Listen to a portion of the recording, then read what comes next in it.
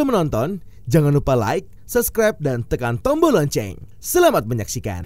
Memasuki tahun baru 2024, bandara-bandara PT Angkasa Pura II bersama maskapai langsung membuka rute-rute penerbangan baru. Rute baru yang dibuka itu merupakan rute penerbangan langsung atau direct flight. SVP of Corporate Secretary AP2, Denny Krisnawibowo mengatakan pembukaan rute-rute baru ini bertujuan untuk semakin mempermudah akses penerbangan bagi masyarakat, serta meningkatkan kontribusi terhadap sektor pariwisata dan perekonomian nasional. Sejak awal tahun, bandara-bandara Angkasa Pura II membuka rute-rute baru. Berharap ini semakin memudahkan perjalanan udara masyarakat baik untuk pariwisata atau perjalanan bisnis. Ini juga sebagai upaya Angkasa Pura II untuk terus menjaga momentum pertumbuhan lalu lintas penerbangan setelah dihantam pandemi COVID-19 pada 2020 sampai 2022. Tentunya pembukaan rute memperhatikan potensi dan permintaan yang ada.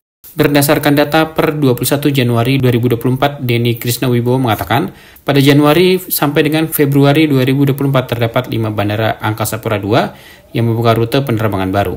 Angkasa Pura II berkolaborasi dengan maskapai dan ground handling serta didukung penuh Kementerian BUMN, Kementerian Perhubungan, dan InJourney Holding dalam membuka rute-rute baru.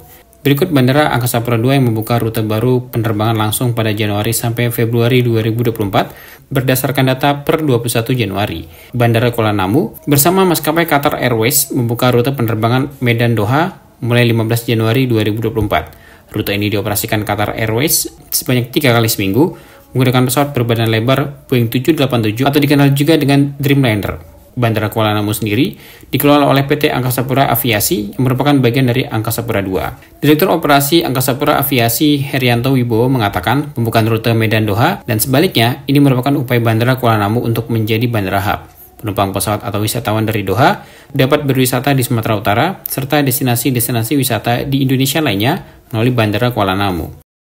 Bandara Raden Inten II membuka konektivitas Lampung dan Pasar yang dilayani oleh maskapai Indonesia AirAsia mulai 17 Januari 2024 dengan frekuensi 4 kali seminggu.